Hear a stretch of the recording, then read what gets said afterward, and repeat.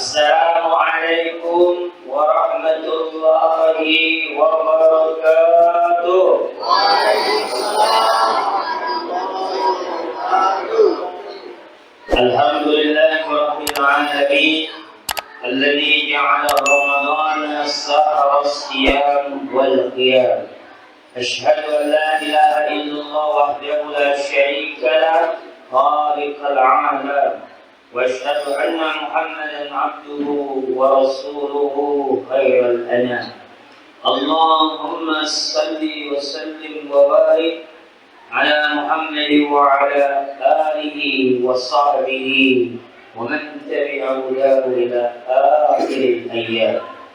وقال الله تعالى: اعوذ بالله من الشيطان الرجيم واعبد ربك حتى يأتيك اليقين.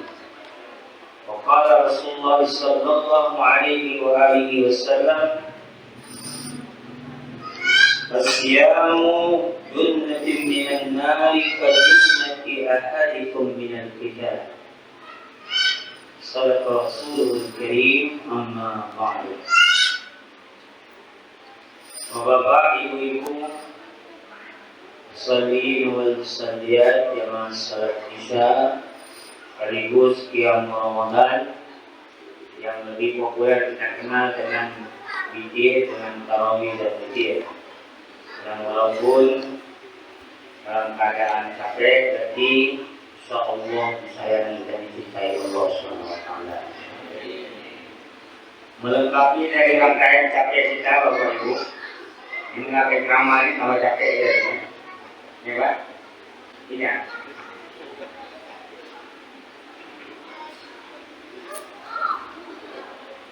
Di malam yang ke-14 bagi yang mengikuti versi Ruqyah dan malam ke-15 bagi yang mengikuti versi Isa, dan insya Allah akan bertemu nanti sama-sama di bulan Syawal. Entah sempat, entah berbeda. Soalnya bertemu di bulan Syawal. Di kesempatan yang lain di malam yang ke-14 atau 15 Ramadan ini, semangat hukum kita yakni manusia dalam menyikapi Ramadan. Ada sebuah kisah heroik menarik dalam sejarah perjalanan kepemimpinan Islam ini dulu. Ada seorang pemimpin Islam yang akan berangkat berperang bersama pasukannya. Sebelum berangkat, seperti kebiasaan para pendahulu, diberi tasjid, penyemangat, diberi tim. Kebiasaan senior-senior pendahulu kita dulu kalau berperang berangkatnya dini hari, sudah sholat malam, sudah mengadu kepada Allah, minta pertolongan, minta keselamatan, kemenangan, baru berangkat. Besok bertempurnya siang hari. Termasuk pasukan Islam ini. Di suatu briefing, si pemimpin Islam ini berpesan pada pasukannya, nanti setelah kita sholat malam dan meminta pertolongan Allah, kita akan berangkat menuju medan perang dini hari. Dan nanti kita akan banyak melewati gurun, melewati hutan, dan melewati sungai bebatuan. Dan saya kata pemimpin ini, di saatnya nanti kita melewati sungai bebatuan, maka ambillah apa yang bisa diambil sebanyak-banyaknya dan semampunya. Karena itu, sebelum berangkat nanti persiapkanlah kantong, persiapkanlah tempat, persiapkanlah semacam tas agar bisa membawa apa saja yang bisa dibawa saat melintasi sungai nanti. Demikian, semoga Allah memberi kita kemenangan. Hingga cerita selesai sholat malam, ya, dengan setelah berdoa berangkatlah pasukan kaum muslimin ini menuju medan tempur, melewati gurun, melewati hutan, tak kecuali melewati sungai bebatuan. Saat itulah kaum muslimin terbagi menjadi 3 bagian. Ketika ingin melaksanakan wasiat, nasihat dan perintah pemimpin waktu berangkat tadi, apabila telah melewati sungai nanti, ambillah apa saja yang bisa diambil. sebanyak-banyaknya mampunya. Di kaum muslimin bagi jadi tiga, bukan kelompok tiga. Pendapatnya dalam menyikapi perintah ini terbagi menjadi tiga.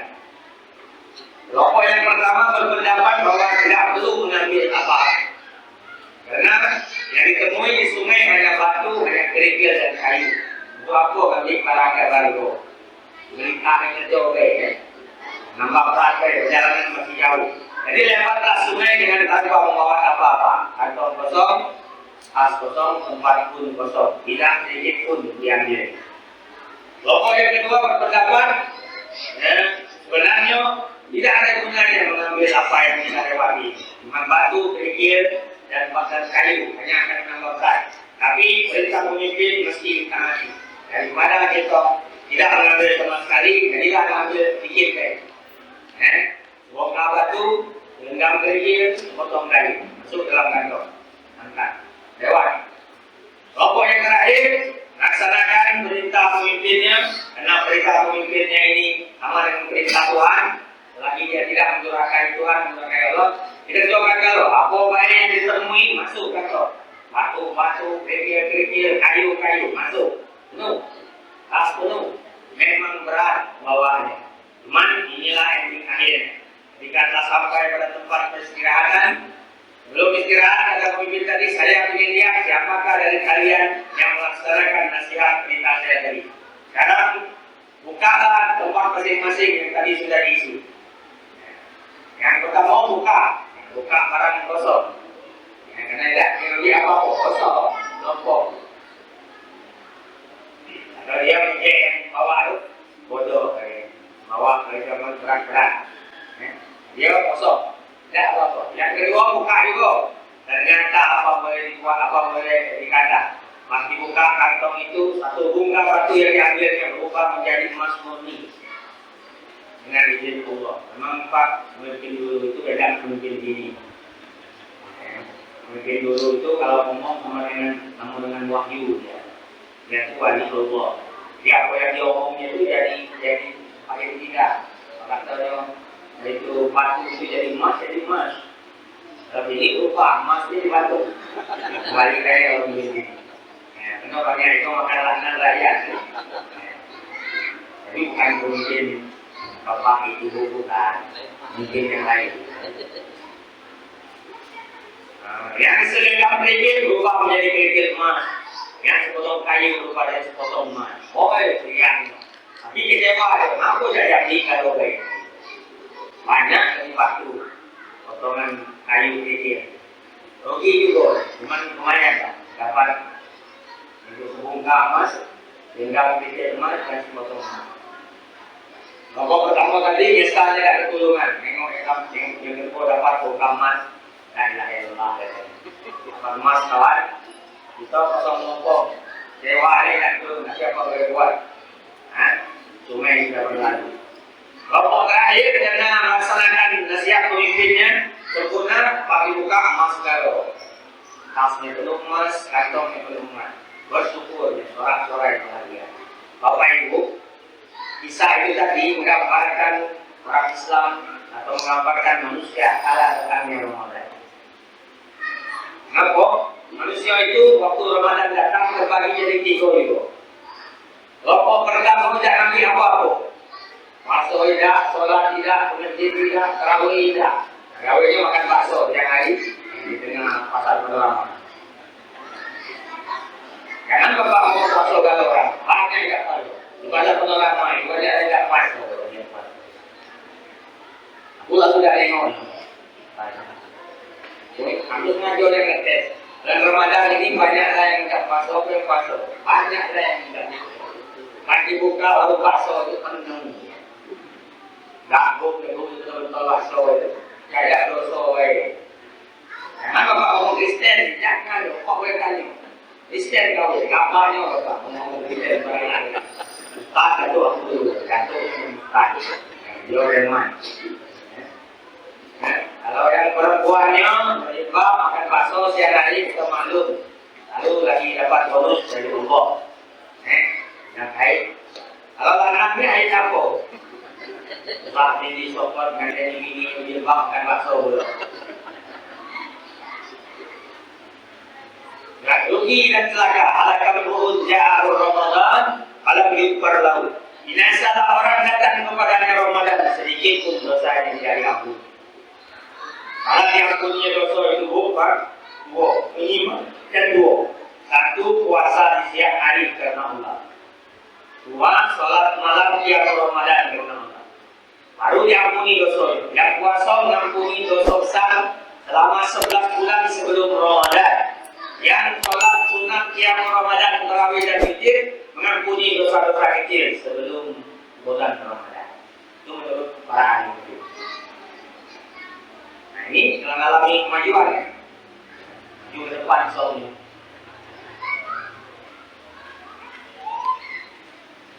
Tapi kan orang ini kan tidak melakukan dua puasa siang hari kan, yang Ramadan tarawih witir tidak gitu. Jadi binasa orang. Kalau kita hitung, apabila datang Ramadan, Allah sudah menyiapkan pahala yang luar biasa dahsyat besar. Datanglah Ramadan, maka amal fardu dilipat gandakan dalam mi'ati dzikrin. Dalam fardu sama dengan 100 kali lipat.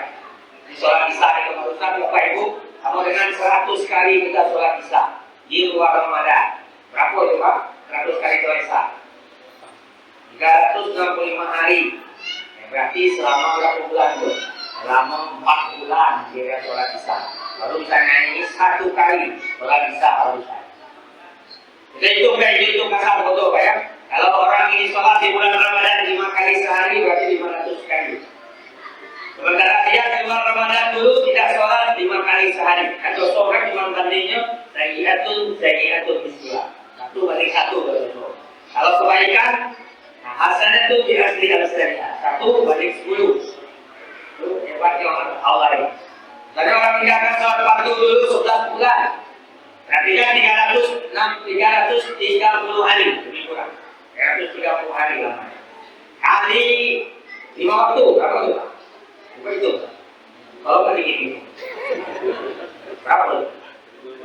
1.500 kan? Nanti kurang 1.500. Dia sholat berhenti, datang Ramadan dia taubat, berhenti dari dosa. Ayo kembali ke Allah. Mulai sholat 5 waktu. 1 waktunya 100 kali, 5 waktu 500 kali. Kali selama sebulan 30 hari. Berapa Pak? 1.500. Saya tutup dah. Saya tutup dengan sebulan saya. Anda tidak diampuni. Yang amalan sunnah, ta'dilul mafruḍah, menyamai amalan fardu. Itu yang hebat. Amalan fardu itu sama dengan bangunan masjid Al-Ikhlas ini, finishing, jadilah. Sementara amalan sunnah itu 1 keramik itu. Keramik 1 dan bagian-bagian masjid lain. Di bulan Ramadan 1 keramik ini samakan Allah dengan 1 bangunan. Nah, sampai kapan kita bisa? Tidak akan bisa. Jadi kalau orang tidak beramal juga di bulan Ramadan, yang wajar disumpahi sama Allah binasa, karena celaka binasa. Nah, itu kelompok pertama ya, banyak apa? Tidak ambil apa-apa dari Ramadan. Bulan ini baik masuk, orang ini tak. Ya, lewat Ramadan, lewatlah segala-galanya, dosa-dosa semakin menumpuk dan semakin meningkat. Itu kelompok pertama. Dia salah tidak ketulungan mana? Ya, andai orang tahu kata Nabi, apa besarnya pahala 1 hari puasa di bulan Ramadan, dia tinggalkan dengan tanpa uzur yang dibenarkan agama, maka dia akan menembusnya 10.000 tahun, tidak akan pernah Allah terima dosanya. Anda dia tahu besarnya pahala puasa itu 1 hari, 10.000 tahun tidak akan Allah terima. Kalau tidak ada pintu taubat, tidak akan ada lagi masuk surga orang mati. Memang untuklah masih ada pintu taubat. Yang kedua, kelompok yang kedua nanti apa ya?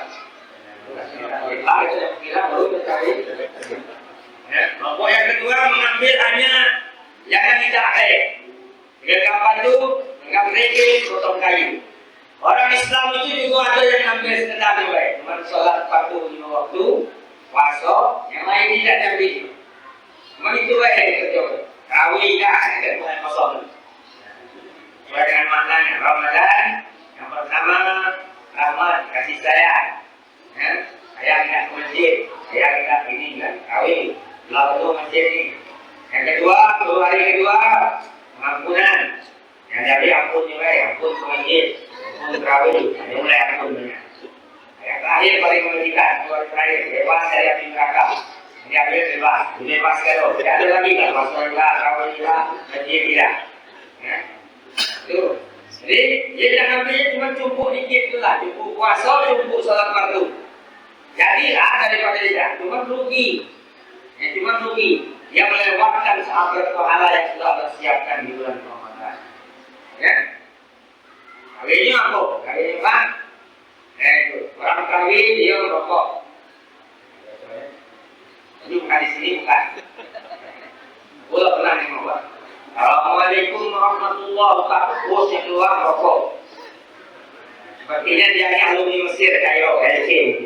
Tidak perlu lagi bocoran-bocoran akhirat agama yang disalurkan. Dia tarawih tengoknya 4 kali jadwal itu 42 kali ngadap seberang itu. Hisab rokok. Saya kasih tahu saya bukan haram rokok ini. Hanya waktu lain dan rokok. Ini pahala dengan taklim ini luar biasa besar, menyamai amalan fardu.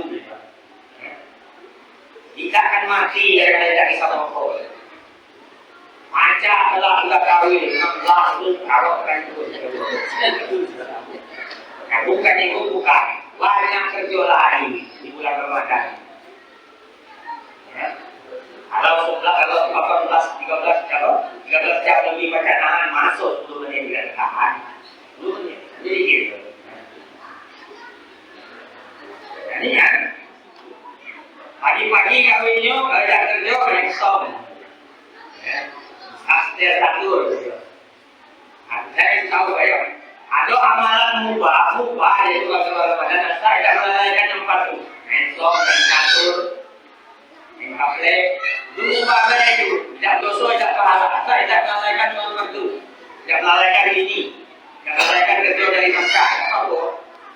Tapi kalau melalaikan dari nafkah, melalaikan sholat, melalaikan urut keluarga, sholat. Orang mubah yang kita lakukan dengan kewajiban Allah. Tapi kalau di bulan Ramadan itu jadi amalan tercela benci Allah. Karena Allah yang membiarkan itu surga Ramadan. Masih kita kerjakan barang tidak ada untuk dunia apalagi akhirat. Dunia beda ada unsur apalagi akhirat. Gua kasih tahu juga ini. Ya. Itu kelompok kedua, cuma nanti cukup puasa, cukup dengan sholat fardu yang lain tidak kalau tarawih kapan tak pengajian tidak, ya, untuk mengajar alim tidak, baca Quran nantinya lewat juz tidak, ya, 14 malam ini mestinya 14 juz, ya 1 ayat kan belum. Ini cuma kelompok yang kedua.